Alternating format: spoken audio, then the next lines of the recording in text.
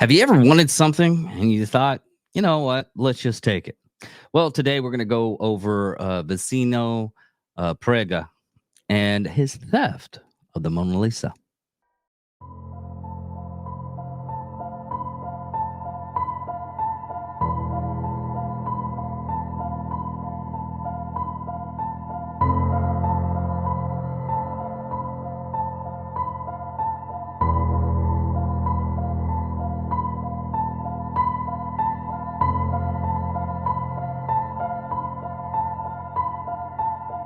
Ladies and gentlemen of all ages, boys and girls, thank you for tuning in to yet another episode of Angry Meat Production. We appreciate you coming in and letting us be a part of your lives week in and week out. We hope to do our best to present you with something that your eardrums delight in. Whether you're looking at us on YouTube or Rumble, or listening to us on Spotify, Google, or Anchor, or any of the other podcast services that we are currently on or trying to get on. We thank you. And if you don't mind, at the end of every episode, stop by, leave us a comment, leave us a like. If it asks for 5 stars, we'll take 5 stars, even if you don't like us. 5 stars are what it's all about. With that being said, we hope you enjoy our attempt to make our advocation our vocation. Ladies and gentlemen, let the games begin. We here at Angry Me Production want to thank our sponsor, Mobile Notary Mindy. She's certified with the National Notary Association. She's also bonded and E&O insured. She offers a wide range of services including wills, powers of attorney, medical documents, healthcare proxies, living wills, certification of trust, assignment of personal property, HIPAA waivers, advanced healthcare directives, and 99 verification. You can find her on Facebook, TikTok, and Instagram at Mobile Notary Mindy. You can also visit her webpage at TexasMobileNotaryMindy.com. That's TX, MobileNotaryMindy.com. Thank you so much, and enjoy the show. Welcome, Angry Faithful. Yes, this week we're going to take a little bit of a trip on something that's not murder and all kinds of the depravity of humanity, but we're gonna go over the theft of the Mona Lisa. I've always loved this little case in history because it's just, if you get into the in depths of it and how and it's one cases that it was publicized nationwide. It was the whole thing. It just ends up being an amazing story of one man's theft, and it just populates the Louvre and made the Louvre popular, because at the point the Louvre wasn't even that popular. Now, just to get a little bit of hindsight of the Louvre back then, and how the Mona Lisa was stolen by this man. The Louvre at that time, before the theft, actually wasn't very well known. A lot of the works of art it was stolen. Not just the Mona Lisa. Most of the artwork in the Louvre have been procured. We'll say that procured through various conquests by Napoleon and various means, I guess you would say. But it's like most national history museums. Sometimes the stuff is given to the museum, and sometimes you conquer a country, you get stuff, and you like it, so you show it off. It happens. Now, saying that, during this time frame, a lot of what a lot of people don't understand, and we'll get in more, hopefully a little bit more depth into it. A lot of the security guards were ex-military. They were getting a pension, and most of them, throughout the story, fell asleep on the job while they were doing the job. And at the time before the theft, they had very little visitors. It was just one of those things that people maybe went to. It wasn't really popular or went out. People went out of the ways to go to the Louvre. Saying that this man literally, and there's some other speculations I would get into it uh, after we are done. And I got my new cup. British Tears existed since 1776. Mm, mm. Love those British Tears. And yes, it is sweet tea. It's not regular tea. It's not British tea. Screw British tea. Get some Southern sweet tea with enough sugar that it could probably give you diabetes after you drink it. A normal person would probably just sip the tea and get diabetes, just like your grandma used to make. Not measuring, just dumping. All right. Now, with this person, there isn't that much information during that time frame. A lot of the information is just, various people that went over the case, got a little bit of history, as much history as they could possibly get on somebody that not a lot of people. He became infamous after the theft, but eventually down the road, he ended up changing his name after World War I. Uh, it's a sad case, but he's still like uh, a little bit appraised in France. I guess it's one of those things. Is like, this sob got one over on us. We still like him though. You know that type of person where they shit on you, but you don't mind it sometimes. All right, now Vicino Prega was born October 8th, 1881, in Dunsman, a small village in the Alps of Italy, in the border of Switzerland. Now, for a brief period, when he moved to Paris, uh, he did work at the Louvre, um, and he was cleaning and reframing paintings. Some have stated that the job required him to construct strong cases for some of the artwork in the museum, including one for the Mona Lisa by Leonardo da Vinci. Yeah, sometimes if I actually know how to pronounce it and everything, I'm gonna probably do it in the country of from. Leonardo da Vinci. You have to say it like that. You cannot not say that. You need to Leonardo DiCaprio. Eh. But if you talk about Leonardo da Vinci, you'd have to talk about, and you have to do the hand signals and everything. Leonardo da Vinci. See, you have to do it. You cannot not do it. It's so hard. I can't help it. Love you all in Italy. Anyways, the theft happened in 1911. Prega prepared. I see. I had to do it. Prega too. Prega. Prega. All right. Sorry, being silly. Prepared what has been described as the greatest art thief in the 20th century, according to Prega's later interrogation in Florence, Italy, following his arrest in December 12th. 1913, the former museum workman claimed he entered the Musée du Louvre, which is his full name. I'm not getting away from that Italian accent. Hold on, everybody. Let me compose myself in such a manner. Fuck it.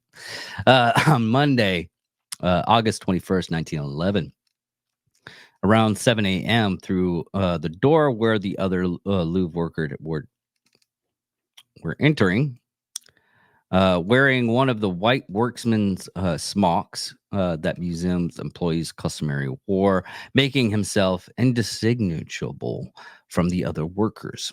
When this Salon Carré, where the Mona Lisa hung, was empty, he left the painting off its four iron pegs. And yes, they describe everything on even in the documentary. It was the four iron iron pegs. Man, I can't even pronounce that one.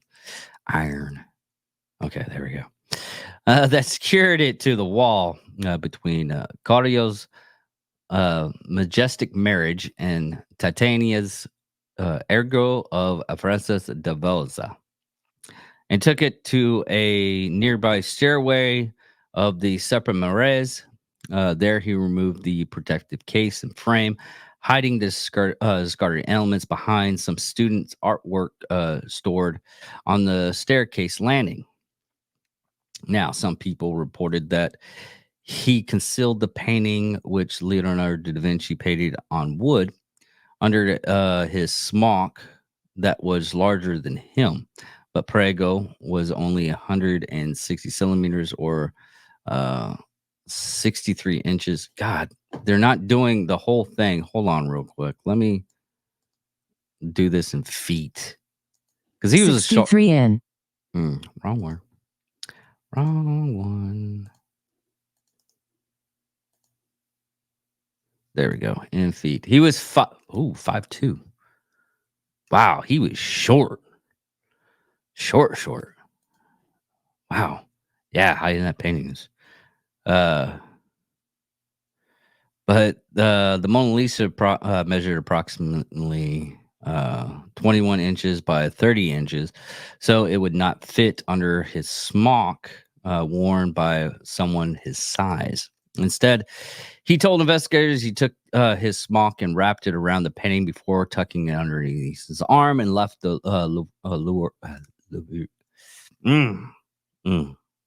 Okay, hold on, I got it.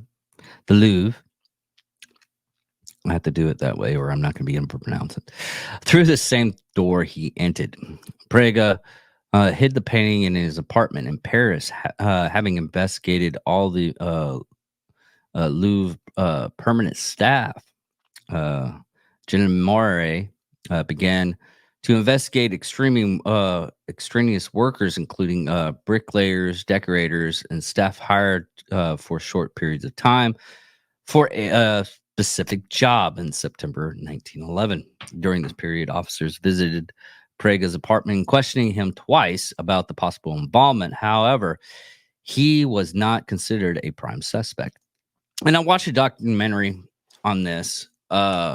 The lead investigator, with his hubris, believed that the person was either a rich person that valued the arts and just wanted. I mean, they blamed America on this one. So, surprise. But they blamed like a rich American that wanted to have it in his basement with a cigar. I mean, it was specific.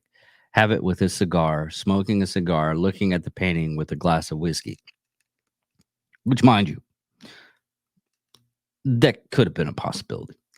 But they wanted it, they knew it had to be in their mind through their theories that it was a person of stature, a middle class or above. It wasn't. Prego was very poor.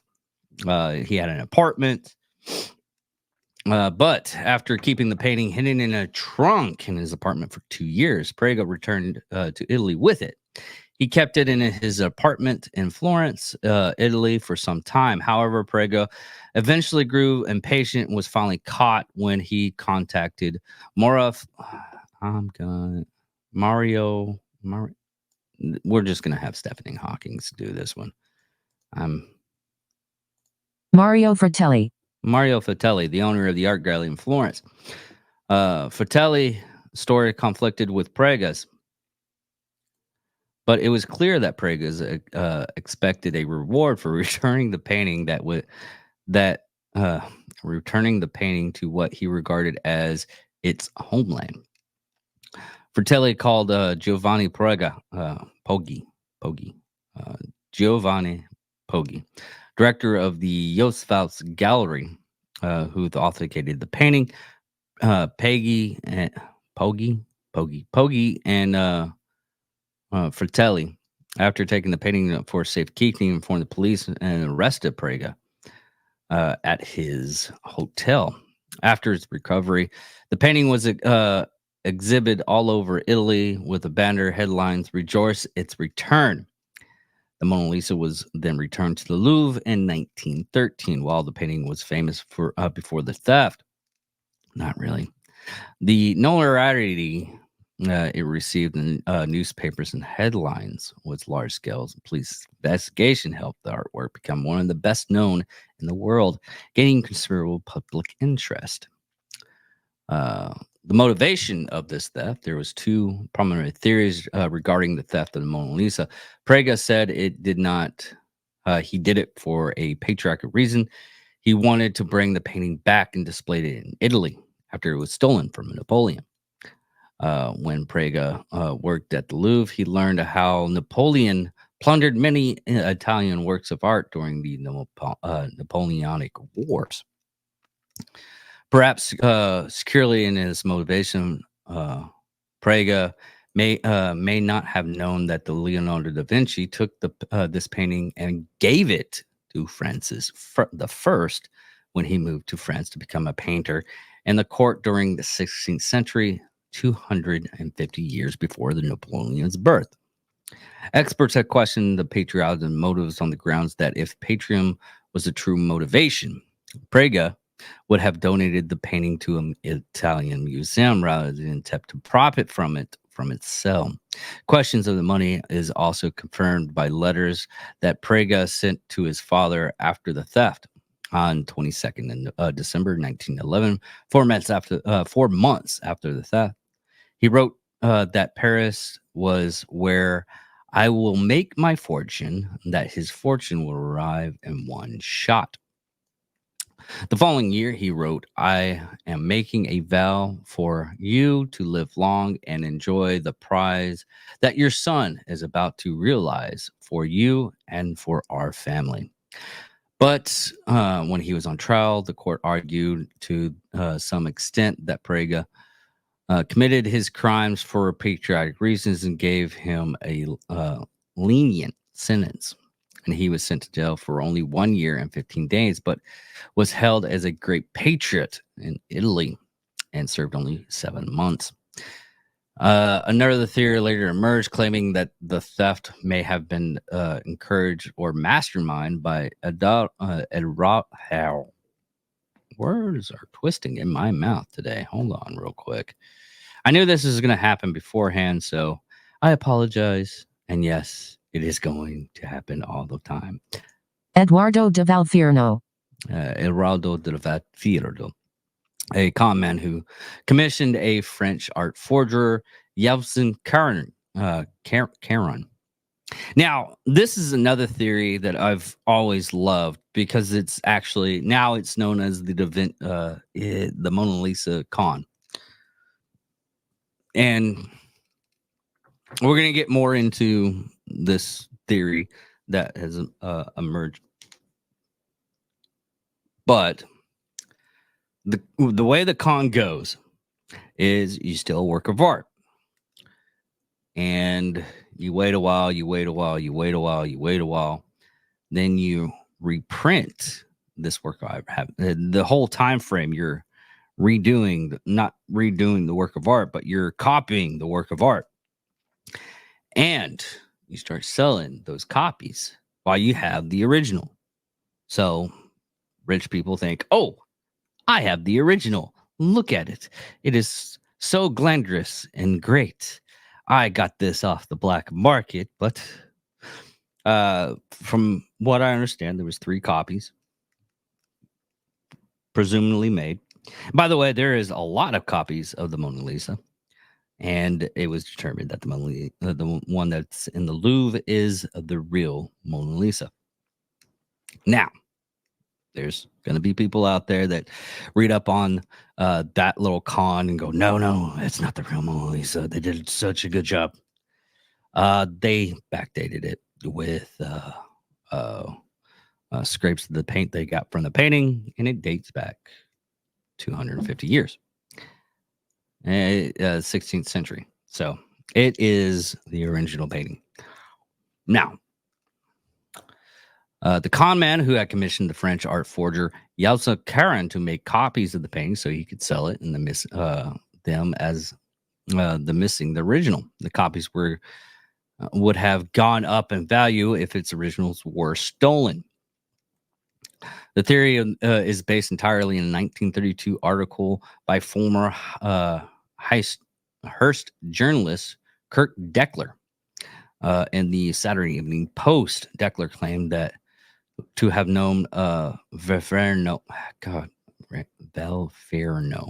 Valferno, and other stories from him in 1913, promising not to print it until he learned Valferno's death. There was no external confirmation for this theory.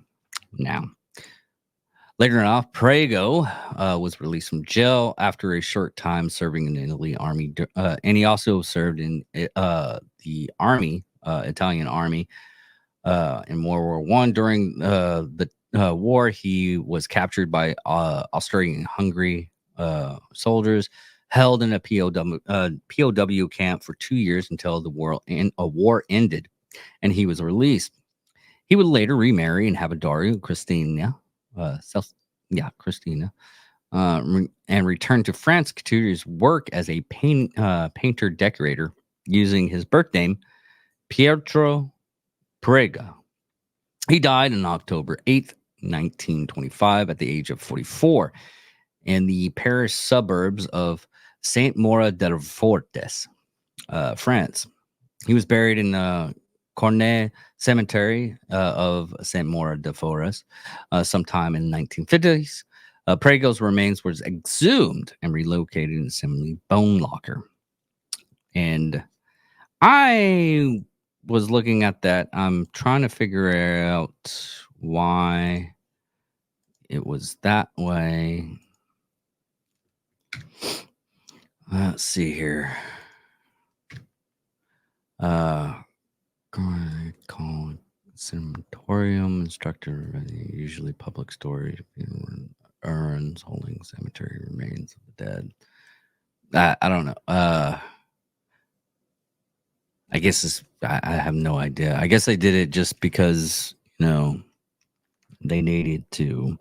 It was nothing fancy and nothing against him and whatnot. So I thought it was, something special, but it wasn't. It's just they need to bring the bodies in there a little bit closer. Anyways, his death in 1925 was not widely reported in the media at the time, possibly because he died under the name Pietro Prega. And the obituaries appeared mistakenly only when another Vincenzo Prega died in 1947. Now,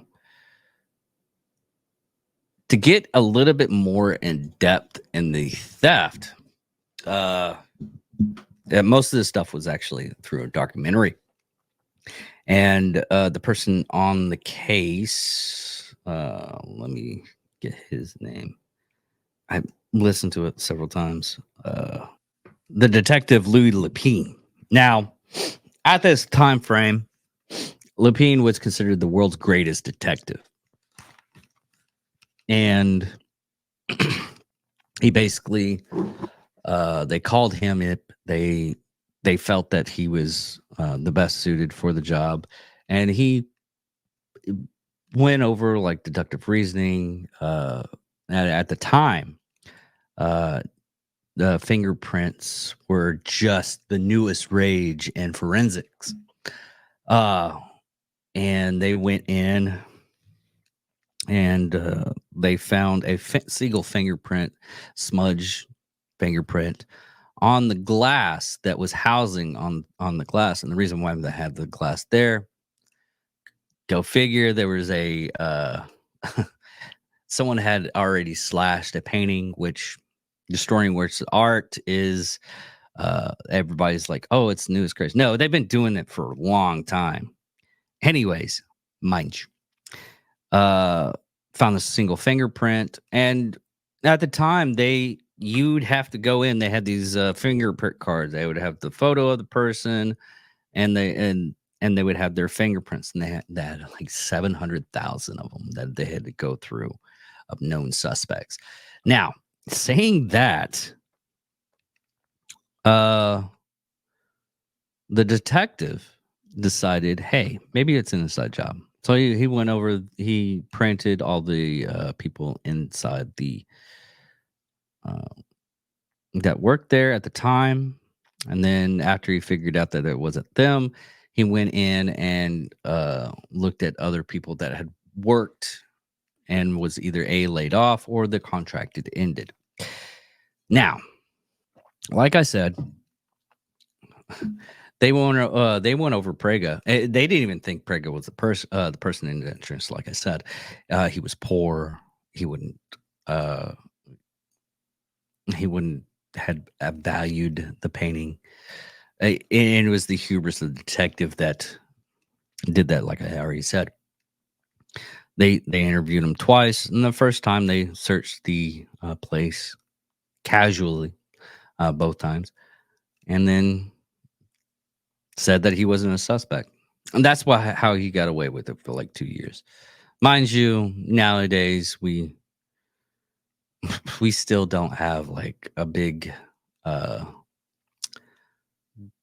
we have more assets at our disposal, but sometimes the best way to get information and everything is from the people that's been there and through the investigations.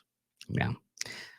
That concludes our episode for today on Psychos and Sociopath. Like I said, I wanted to take a little bit of breath on the mayhem and depravity of the other things I usually do on here, like massacres and serial killers and gangster murders and everything. I just wanted to do something light today. Have a nice shiny day and just have something fun that was interesting in my book. Thank you all for listening. Thank you all for watching, and goodbye.